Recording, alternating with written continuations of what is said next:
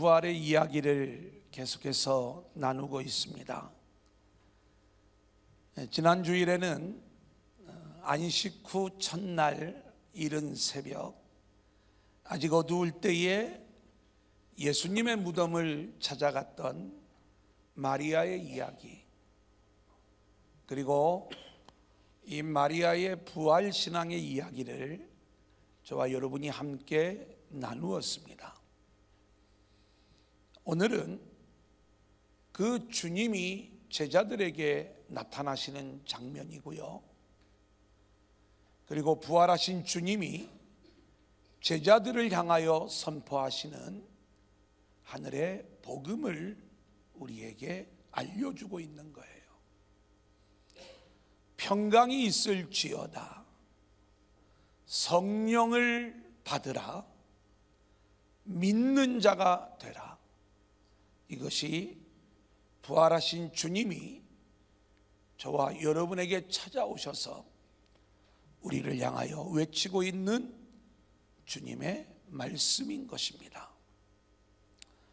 오늘 저와 여러분에게 이 말씀이 갖는 복음의 의미가 함께 깨달아지면서 우리가 주님이 원하시는 믿음의 사람들로 세워질 수 있기를 소원합니다.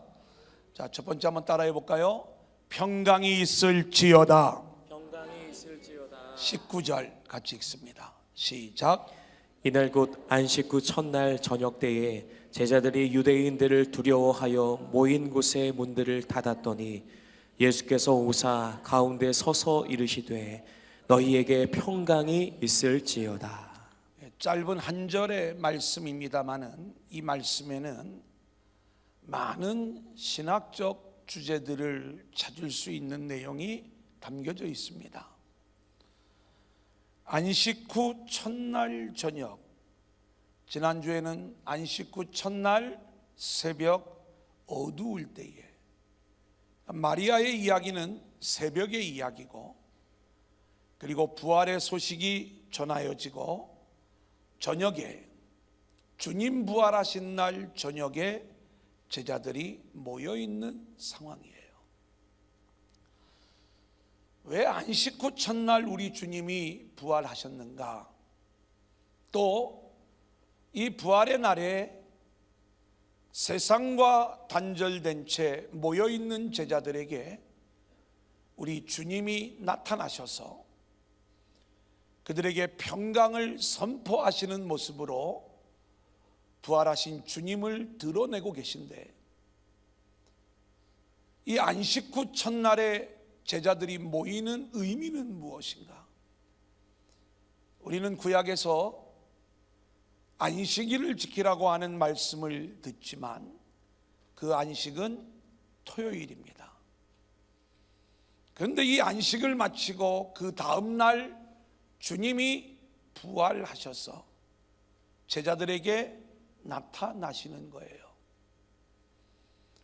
새로운 주님의 일들이 시작되어지는 게 안식 후 첫날의 의미인데, 이 안식이라고 하는 말은 제7일에 일주일 동안의 일들을 통하여 하나님이 땅의 일을 이루시고 그 완성이 7일 안식의 의미로 성취가 되어지면서 주님이 안식 후 첫날 8일에 부활하셨다는 이야기는 이제는 그 주님으로 말미암아 저와 여러분 모두가 계속해서 안식의 삶을 누리는 존재로 세워지게 된다는 의미를 가지고 있는 거예요.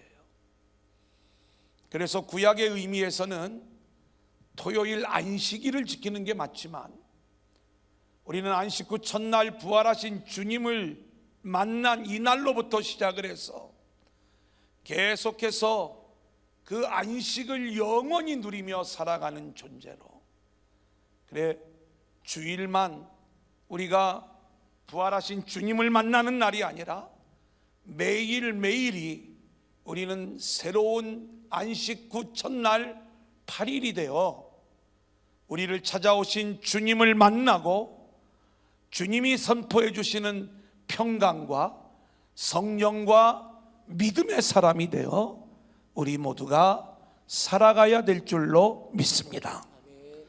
자, 그런데 이 제자들이 유대인들을 두려워하여 문들을 닫고 있다, 이렇게 말씀하고 있어요.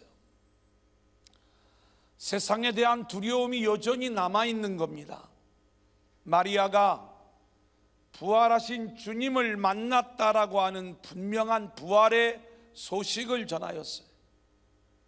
하지만 이들에게는 아직도 주님이 부활하셨다는 의미가 뭔지, 정말로 부활하셨는지, 그리고 부활신앙이 어떤 의미를 가지고 있는지 모르는 거예요. 여전히 세상이 두렵고 세상의 힘을 가진 유대인들이 두려워 문을 닫고 있는 그러한 모습들인 것입니다. 사랑하는 여러분, 저와 여러분들도 마찬가지죠. 우리가 복음을 듣고 믿음을 가지고 살아가고 있지만 이 믿음의 이야기는 심판받을 세상에서 저와 여러분이 멸망으로 끝나지 않고 부활하신 주님으로 말미암아 영원한 생명을 가진 자가 되었다는 것, 할렐루야. 이것이 복음이잖아요. 이 복음의 이야기를 들었음에도 불구하고 우리도 여전히 이 세상을 두려워하고, 때로는 세상의 힘인 물질이 없어, 때로는 세상의 힘인 건강에 문제가 생겼어. 혹시 이러다가 내가 죽는 게 아닌가, 나에게 죽을 병이 생긴 게 아닌가.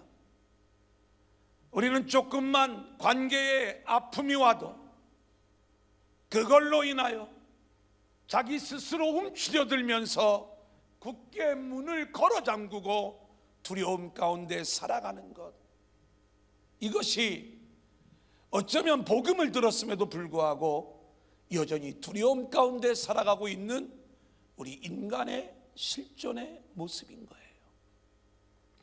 자, 그런데 그런 두려움 속에 문을 닫고 있지만 우리 주님은 부활하셔서 제자들 가운데로 들어오시는데, 그 주님의 모습이 십자가를 지시기 전에 어떤 몸의 모습이 아니라 흔히 투명 인간의 모습처럼 그렇게 닫힌 문을 뚫고 들어와 제자들에게 나아오는 모습을 오늘 말씀은 보여주고 있죠.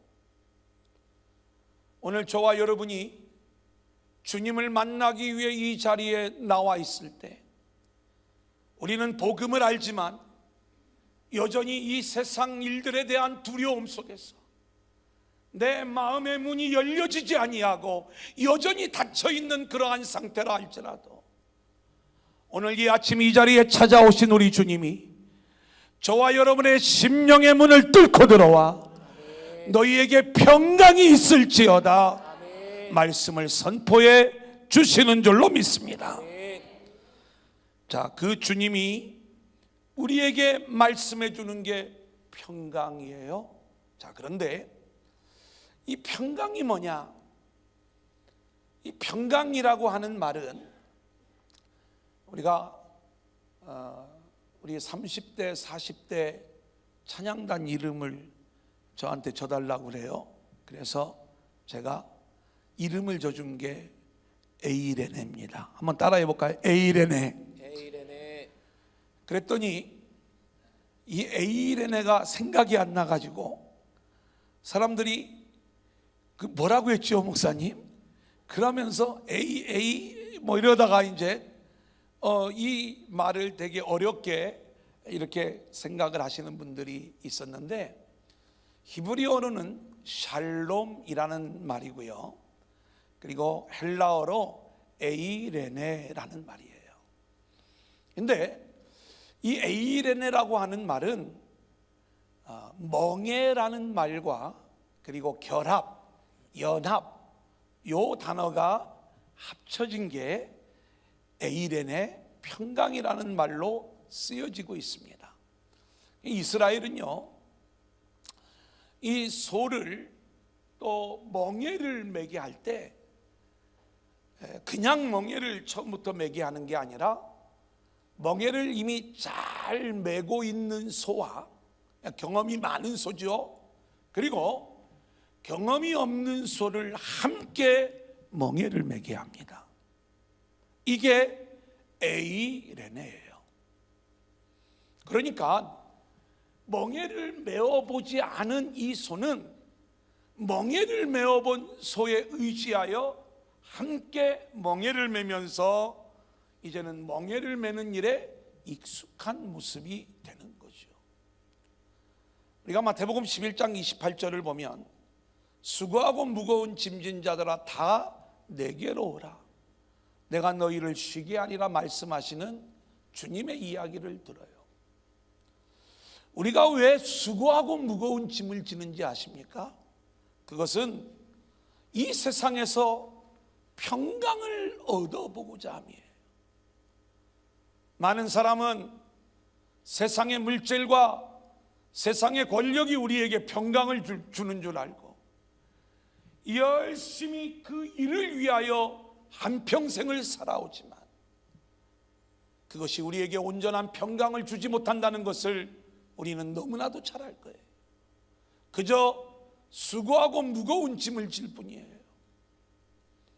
어떤 자들은요, 뭔가 내가 선한 인간이 되고 신의 마음에 합한 그러한 인간이 되면 나에게 평강이 찾아올 것인가, 마음을 비우고 욕심을 비우고 선을 향하여 뭔가 바람직한 일들을 진행해 나가면서 하나님이 주시는 평강을 요구하고 있지만 인간의 종교적인 노력으로 평강이 얻어지는 내용이 아니더라 이 말이에요. 우리는 열심히 종교적, 율법적 무거운 짐을 지면서 힘든 인생을 살아가고 있는 것, 이것이 우리들의 모습이다 이 말입니다. 그런 우리들에게 부활하신 주님이 찾아오셔서 내게로 오면 너희를 편히 쉬게 하리라, 그러면서 주님의 멍에에 대한 말씀을 우리에게 해주시는 거예요. 11장 29절 한번 같이 읽어볼까요? 시작. 나는 마음이 온유하고 겸손하니 나의 멍에를 메고 내게 배우라, 그리하면 너의 마음이 쉼을 얻으리니. 여러분 보세요. 주님의 멍에를 메고 내게 배우라, 이렇게 말씀을 하세요. 우리는 주님이 큰 십자가를 지었으니까 너희는 작은 십자가를 지고 나를 따라와라, 이런 의미가 아닙니다. 십자가를 지시고 부활하신 우리 주님은요, 하늘의 평강을 완전히 소유한 존재가 돼요. 이제는 모든 자들의 멍에를 다 대신 짊어지시고, 그리고 하늘의 평강을 소유한 자가 되어 우리를 초청을 하시는 거예요. 나와 함께 멍에를 매자. 그런데 우리가 그동안 평강을 위하여 세상 성공의 짐, 율법과 종교의 짐을 지어가면서 수고하고 무거운 짐들 때문에 참 평강을 누리지 못하는 인생들이었는데, 그렇게 부활하신 주님이 우리 안에 찾아와 우리의 모든 멍에와 짐을 다 짊어주시고 우리는 밥숟가락 하나 얻는 거요, 그냥 주님과 연합한 자가 되기만 하면 모든 멍에는 주님이 다 짊어지신 채 우리는 주님이 소유하신 평강의 소유자들로 우리 모두가 세워지게 되는 줄로 믿습니다. 그래서 주님이 오시는 이야기는 이 이야기예요. 너희들이 그토록 원했던 세상이 주는 평강을 찾아 헤매이는 저와 여러분들의 그런 종교적 신앙을 무너뜨리고 이제는 주님과 연합함으로 완전히 평강의 소유자로 주님과 같은 자로 세워지는 그러한 자들로 저와 여러분을 만들기 위하여 부활하신 주님이 찾아와 너희에게 평강이 있을지어다 아주 자신 있게 담대하게 이 평강을 선포하고 있는 것입니다. 여러분, 주님이 오시는 자리는 그렇게 평강이 임하는 자리예요. 우리 주님이 처음 오실 때 누가복음 2장 13절 14절 같이 읽어볼까요? 시작.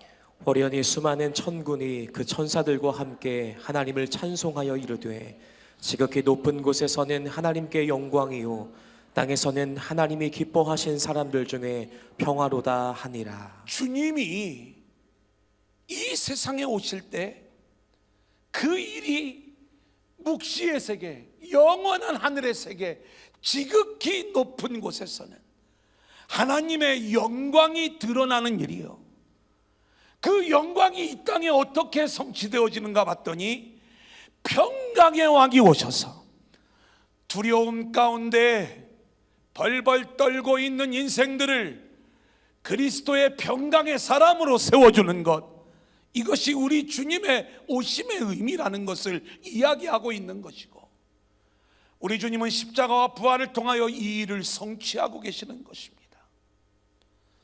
마지막 날 우리 주님은 반드시 다시 오실 줄로 믿습니다.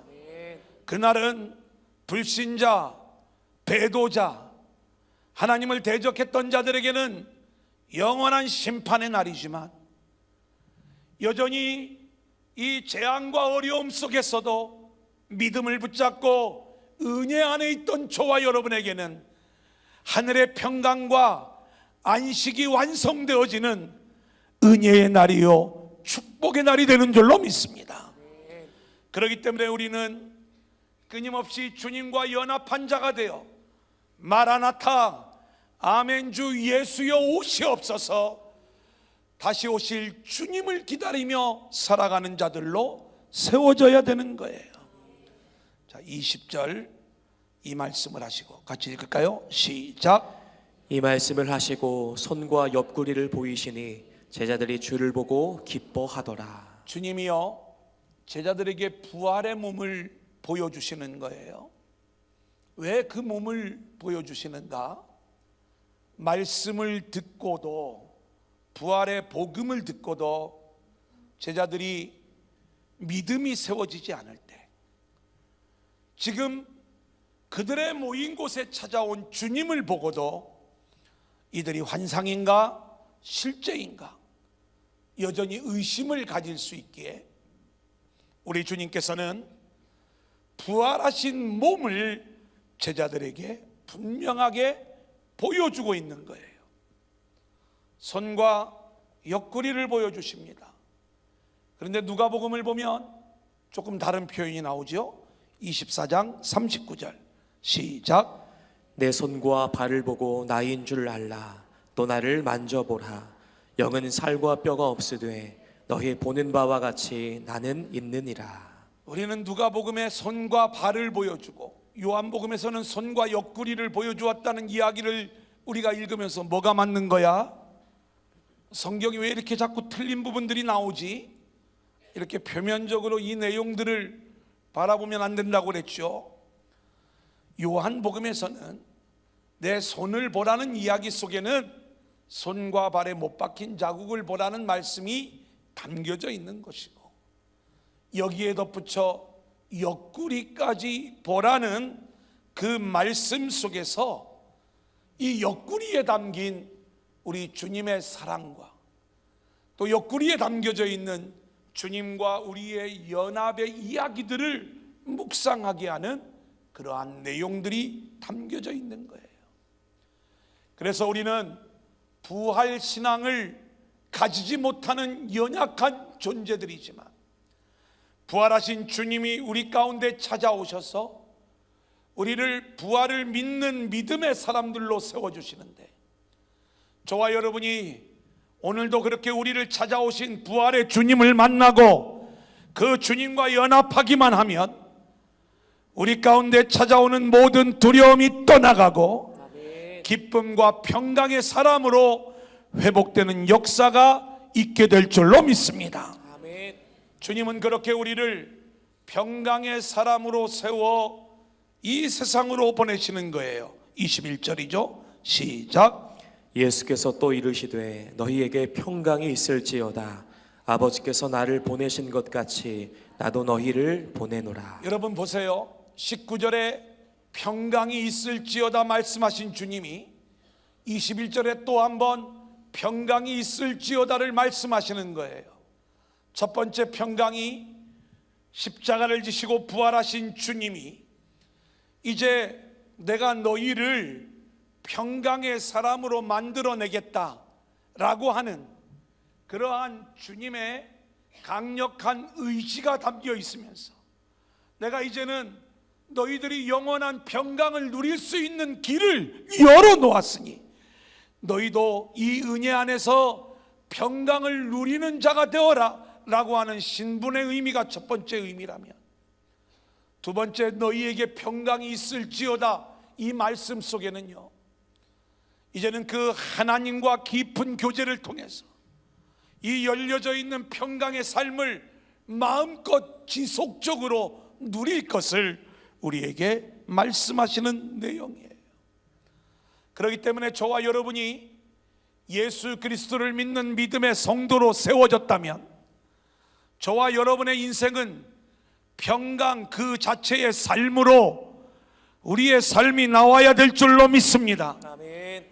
물론 우리 인생은 여전히 이 육신의 연약함 속에 살다 보면 두려워할 때가 있고 무너질 때가 있고 넘어질 때가 있지만 주님은 그때마다 성령으로 부활하신 그리스도의 영으로 우리 가운데 찾아오셔서 여전히 세상의 평강을 추구하다가 두려워하는 우리의 그러한 연약함을 다 제거시켜 주시고 우리를 사로잡으셔서 하늘의 평강을 누리는 자들로 세워주시는 줄로 믿습니다. 아멘. 우리는 이 세상에서 그렇게 하늘의 평강을 가진 자로 세워지는 게 주님이 우리를 보내신 목적이 되는 거예요. 우리가 나가서 복음을 전하죠. 열심히 전도지를 전합니다. 열심히 우리가 복음의 교리들을 외우고 복음을 제시합니다. 그런데 가장 확실한 주님이 원하시는 전도의 방법은 저와 여러분이 평강의 모습으로 이웃에게 다가가는 거예요. 우리에게서 하나님의 나라를 보게 하는 거예요. 그때의 이 모습을 보고 수많은 영혼들이 주의 은혜 안으로 평강의 세계 안으로 들어오는 역사들이 있게 될 줄로 믿습니다. 아멘. 자, 두 번째 한번 따라합니다.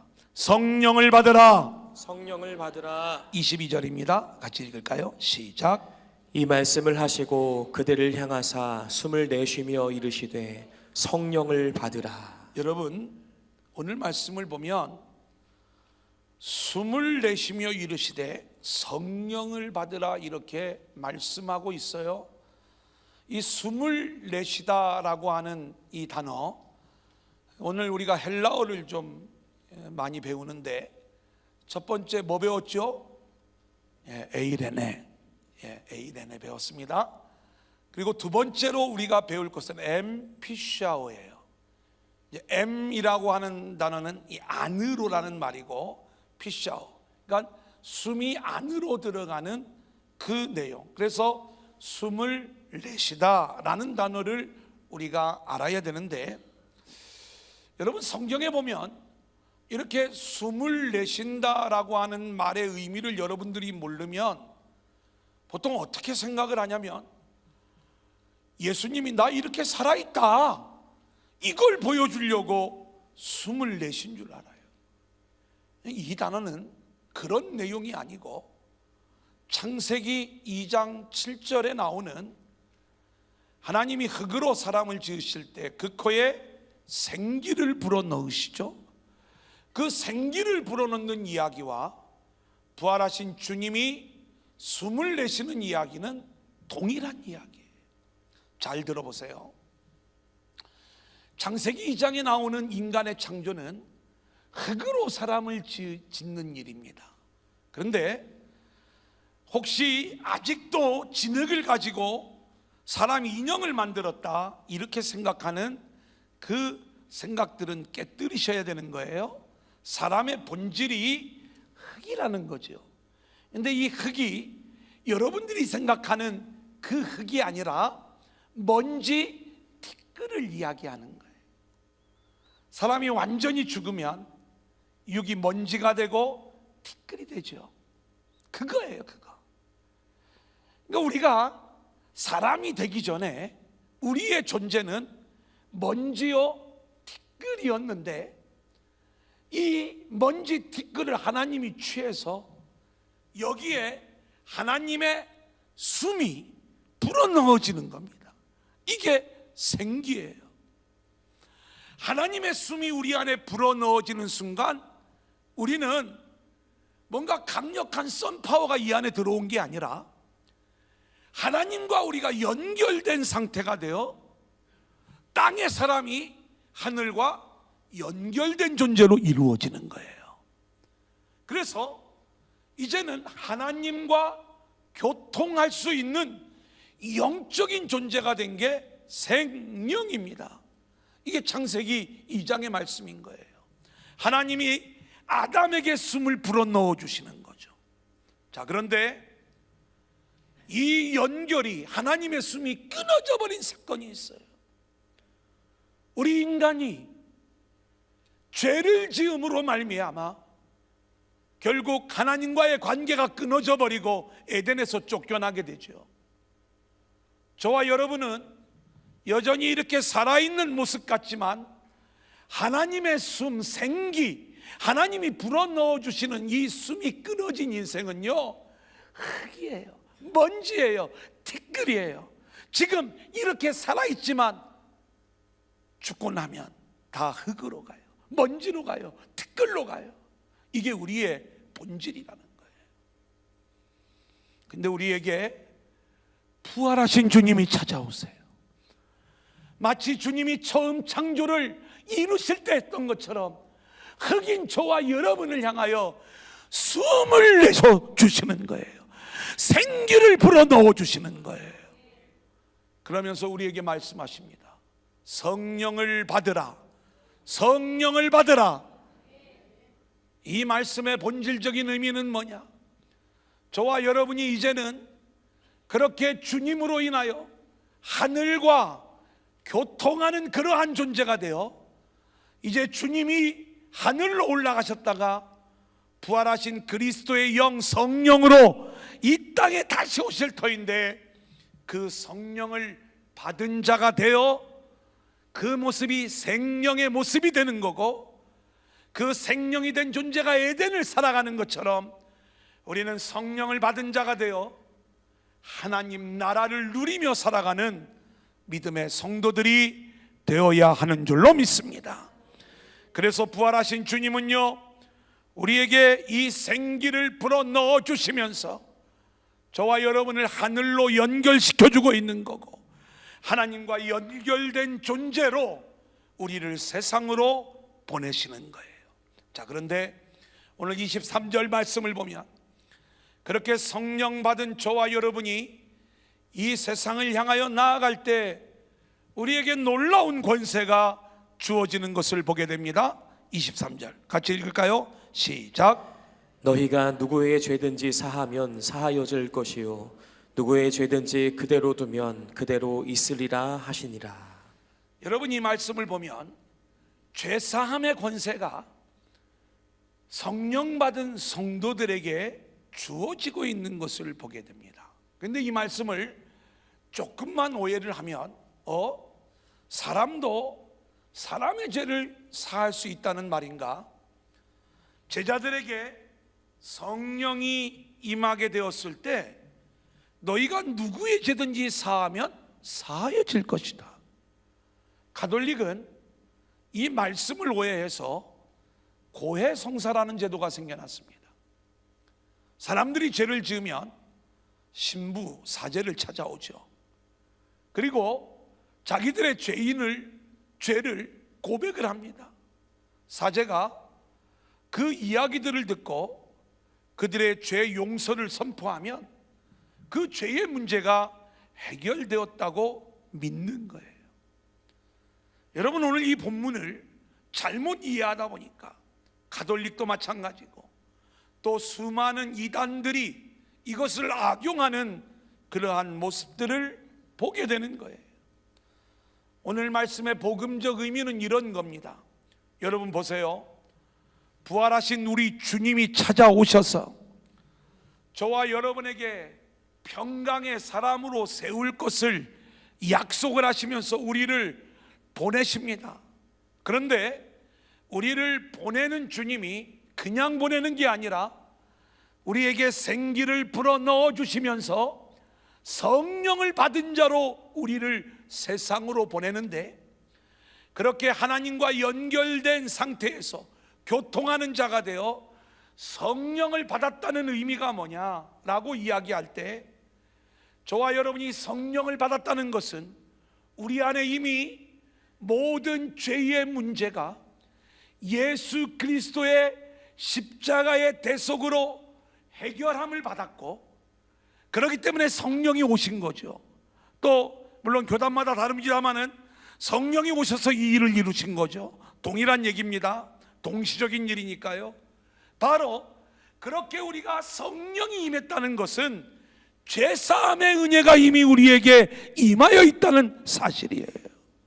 여러분, 그러면 우리가 세상을 향하여 나아갈 때 우리는 하늘의 평강을 가진 그리스도의 모습이고요, 그리고 우리가 이 세상을 향하여 나아갈 때 우리는 하나님과 교통하는 자, 성령을 받은 자의 모습이고, 동시에 우리는 이 죄로부터 자유함을 얻는 죄사함의 은혜가 임한 자로 세상 앞에 서게 되는 거예요.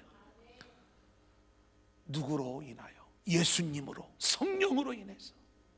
그런 우리가 이 세상에 나가 아직 복음을 모르는 자들에게 주 예수를 믿으라, 그리하면 너와 네 집이 구원을 얻으리라, 이 복음을 전했을 때, 그러한 우리들의 모습을 보고 그 복음을 받아들인 자들에게는 동일하게 평강이 임하고 성령이 임하고 죄사함의 은혜가 임하고, 그렇게 하나님 나라의 삶으로 바뀌어지는 역사가 있는 것, 이것이 우리가 나가서 복음을 전할 때 이 역사가 일어나게 된다는 이 말이에요. 만일 이 복음을 받아들이지 않으면 그들의 죄가 그대로 있다라는 그러한 말씀인 거예요. 그래, 우리는요, 우리가 복음의 사람으로 또 부활하신 주님을 만나 주님과 연합되어 평강을 누리는 자가 되고, 그리고 주님이 생기를 우리 가운데 불어넣어 주셔서 우리가 성령을 받은 자가 되어 이 세상 가운데 죄사함의 복음을 전하는 자들로 나아가게 될 때 하나님께서 저와 여러분을 구원하시고, 그리고 이 세상 역사를 살아가게 하신 하나님의 뜻은 분명한 거예요. 첫 번째는 저와 여러분을 구원하시기 위함이지만, 다음으로는 구원받은 저와 여러분을 통하여 아직 복음을 듣지 못하고 아직 구원받지 못한 그 영혼들, 여전히 세상 평강을 찾아 헤매이는 그 수많은 영혼들, 죄의 문제가 해결되지 않아 절망으로 살아갈 수밖에 없는 그 영혼들에게 구원의 복음을 전하고, 그들도 하나님 나라를 살아가기 위하여 저와 여러분을 이 땅에 교회와 성도로 존재하게 하시는 줄로 믿습니다.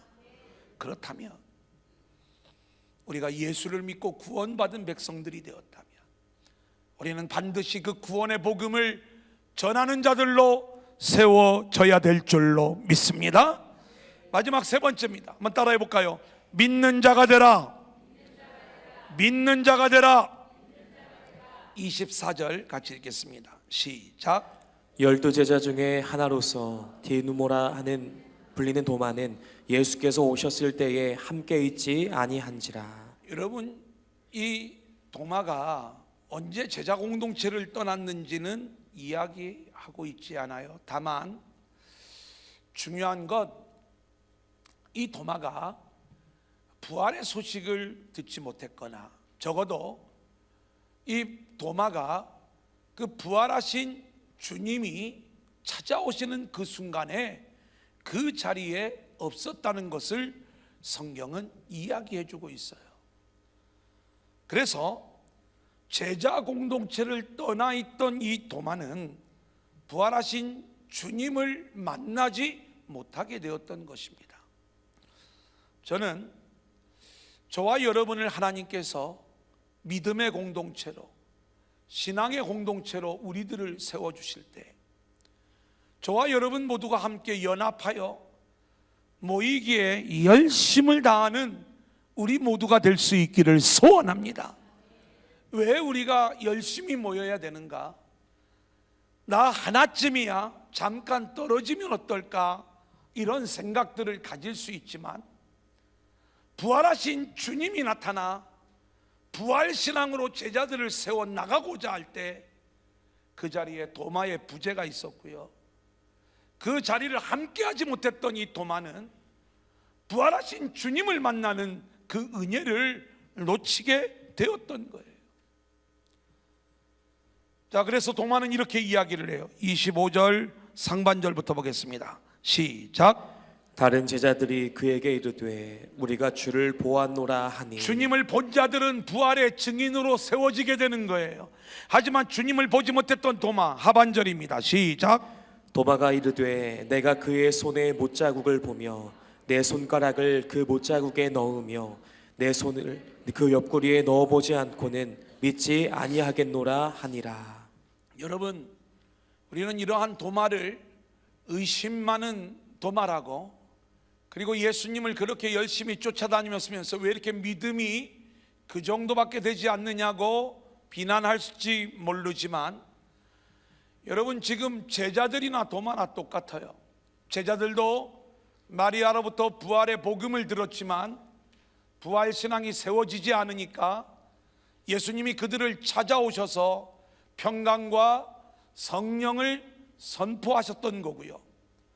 오늘 본문의 상황도 여전히 부활을 경험을 했음에도 불구하고 믿음이 온전히 세워지지 않는 제자들의 모습이 또 한 번 엿보이고요. 그건 다음 절에 나옵니다. 그리고 부활의 이야기를 제자들로부터 듣지만 그 주님을 내가 직접 보고 체험하기 전에는 내가 주님을 믿지 못하겠다 이야기하는 이 도마의 모습이 같은 모습이다 이 말이죠. 여러분, 안타깝게도 이 모습은 우리 성도들의 모습도 똑같은 거예요. 우리도 그러잖아요. 하나님 살아있다는 거 보여주면 내가 믿을게. 보여줘도 못 믿어요. 보여달라고 해서 하나님이 진짜 꿈에 나타났어.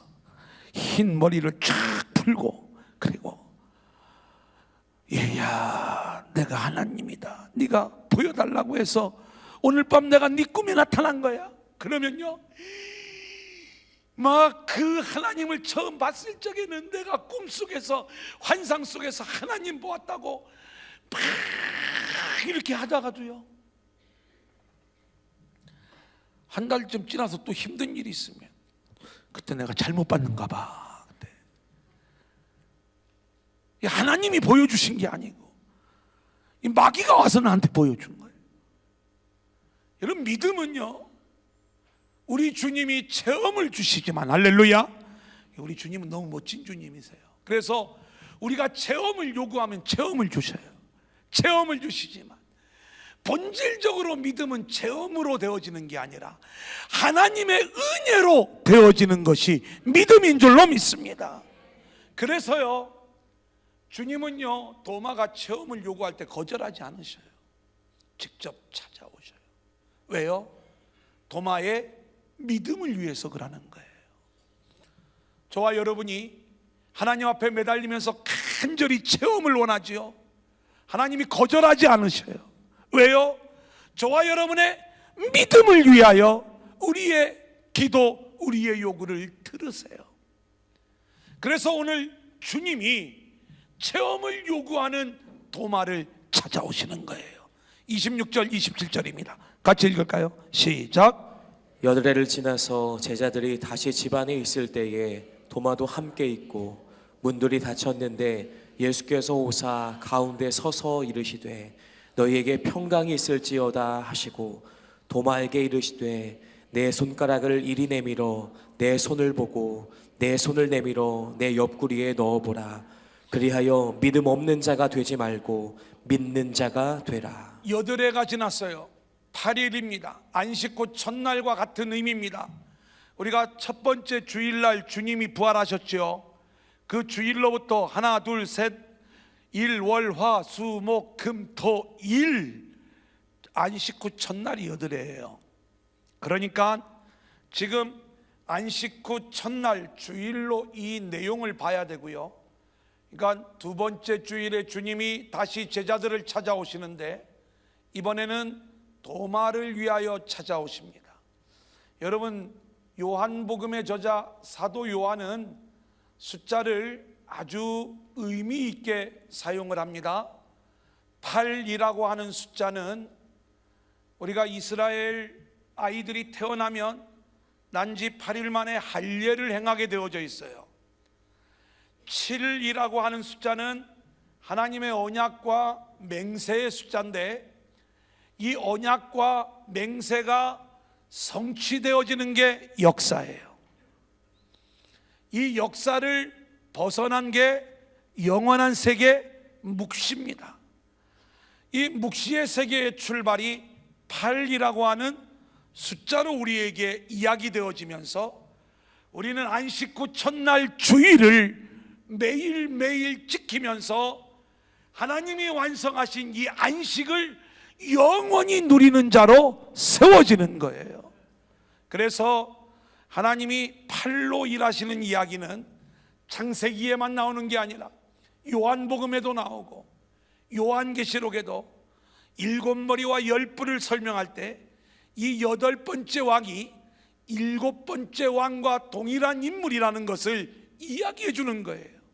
이 7가지는 역사 속에서 하나님의 언약이 성취되어지는 거고, 이제는 그렇게 성취되어진 안식과 하나님 나라의 그 놀라운 신비들을 우리는 안식 후 첫날 부활하신 주님과 함께 매일매일의 삶이 영원한 안식을 누리는 삶이 되어야 되는 줄로 믿습니다. 그래서 우리는 일요일 주일만 안식을 누리는 게 아니라 안식 후 첫날이 이제는 우리가 주일을 기념하여 예배를 하지만 매일매일의 삶이 안식 후 첫날이 되어 부활하신 주님과 함께 평강의 사람으로, 성령의 사람으로, 믿음의 사람으로 세워져야 되는 줄로 믿습니다. 그래서 주님은 이렇게 일하시는 거예요. 도마의 체험 요구를 들어주셔요. 나타나셔서 손과 옆구리를 보여주시면서 이런 말씀을 하셔요. 따라합니다. 믿음 없는 자가 되지 말고 믿는 자가 되라. 여러분, 부활하신 주님이 저와 여러분을 향하여 선포하시는 말씀이에요. 평강이 있을지어다 성령을 받으라. 믿는 자가 되라. 그 주님을 만난 사람은 우리 주님의 음성을 오늘 이 아침에 우리가 함께 들을 수 있기를 소원합니다. 지금도 우리 주님은 저와 여러분의 믿음을 위하여 일하고 계신 줄로 믿습니다. 우리가 끊임없이 주님을 믿지 못하여 내가 주님을 만나기 전에는 주님을 믿을 수 없어요. 이렇게 연약한 모습으로 주님께 부르짖을 수밖에 없는 저와 여러분, 주님을 우리의 그러한 연약한 모습을 외면하지 아니하시고 기도 가운데 찾아오시고 말씀 가운데 찾아오시고 여러분이 잠자는 그 꿈속이라도 우리 주님이 찾아오셔서 저와 여러분을 믿는 자가 되도록 일하고 계신 줄로 믿습니다. 우리는 그 주님을 믿음으로 고백하며 나아갈 수 있기를 소원합니다. 마지막 28절 먼저 읽고 29절 보겠습니다. 28절 시작. 도마가 대답하여 이르되 나의 주님이시요 나의 하나님이시니. 아멘. 이 도마의 신앙 고백은 예수님이 메시아라는 고백이에요. 누가 이 고백을 이끌어낸 거예요? 예수님이 하신 거잖아요. 주님 만나야 내가 고백할 수 있겠다 하는 이 도마를 직접 주님이 찾아오셔서 믿음 없는 자가 되고 믿는 자가 되라 이야기했을 때 도마가 아멘으로 순종하면서 나의 주, 나의 하나님이십니다, 그 믿음을 보여주고 있어요. 마지막 29절 예수께서 시작. 예수께서 이르시되 너는 나를 본고로 믿느냐? 보지 못하고 믿는 자들은 복되도다 하시니라. 우리가 오늘 이 마지막 주님이 우리에게 말씀하시는 이 내용을 잘 들을 수 있기를 원하는데, 보고서 믿는 체험적인 신앙도 중요하지만 더 중요한 믿음을 우리에게 이야기하는데, 보지 못하고 믿는 자들은 복되도다. 여러분, 이것은 무조건 믿어라 이 이야기가 아니라 우리에게 말씀하시는 복된 믿음이 뭐냐라고 하는 것들을 이야기해 주는 거예요. 우리는 이 땅에서 믿음의 결과를 보기를 원해요. 그러다 보니까 역사 속에서 내 일들이 잘 풀려나갈 때, 봐라, 하나님이 함께 하시는 것 아니냐. 뭔가 죽을 병에 걸려 있다가 하나님의 은혜로 치유함을 받아요. 눈에 보이는 이 체험을 해. 하나님 살아계십니다. 하나님은 분명히 그렇게 체험으로도 역사하세요. 하지만 묵시를 보는 자들, 보이지 않는 세계를 보는 자들은요, 내가 여전히 병으로 죽어가도 영원한 하늘의 생명으로 완성되어져 있는 나의 모습을 보는 거예요. 그래서 땅에서 그런 체험이 없어도, 땅에서 내가 망하고 죽어도 내 믿음이 흔들리지 아니하고 보지 않고도 믿는 믿음, 묵시를 보는 그 믿음으로 승리하게 되는 거예요. 아멘 좀 하세요. 이게 복음의 세계가 아니겠습니까? 주님이 이것을 위하여 우리를 이끌고 계시는 거예요. 체험도 들어주신다니까요. 그런데 그 체험 없이도 믿는 믿음, 이게 복된 믿음이라고 말씀해 주고 있는 거예요. 절대 도마를 질책하는 얘기가 아니에요. 복된 믿음의 길이 무엇인가를 우리에게 말씀해 주는 것이죠. 말씀을 정리합니다. 오늘 부활하신 주님이 이 자리에 오셔서 우리에게 말씀하시는 거예요. 오늘 요한복음 20장의 말씀을 통하여 우리에게 들려주시는 하늘의 복음을 들으십시오. 너희에게 평강이 있을지어다. 두려움이 떠나가고 그리스도와 연합하여 평강의 사람으로 우리가 이 세상을 살아갈 수 있기를 소원합니다. 숨을 내쉬며 이르시되 성령을 받으라. 내가 하나님과 단절된 채 나 혼자 살아가는 사람이 아니요, 주님으로 인하여 하늘의 생기가 부어져 하나님과 교통하는 자, 이제는 성령의 사람으로 우리가 세워져 있기 때문에 하나님의 능력으로 살아가는 자들이 되어진 거예요. 그래서 우리가 가는 곳마다 죄사함의 역사가 나타나는 거예요. 세 번째는 믿는 자가 되라, 이 말씀을 주셨어요. 주님은요, 저와 여러분을 위하여 일하시는 것 딱 한 가지예요. 저와 여러분의 믿음을 위하여 우리 주님이 일하시는 줄로 믿습니다. 믿음이 안 생기면 체험을 요구하세요. 그 체험을 통하여 믿음이 세워지세요. 그리고 궁극적으로 보지 않고도 믿는 믿음, 결국 처음에는 체험으로 우리의 신앙이 성장하지만 궁극적으로 체험이 없이도 흔들리지 않는 하늘의 믿음, 하나님이 주시는 그 믿음으로 세워지는 저와 여러분들이 될 수 있기를 주님의 이름으로 간절히 축원합니다.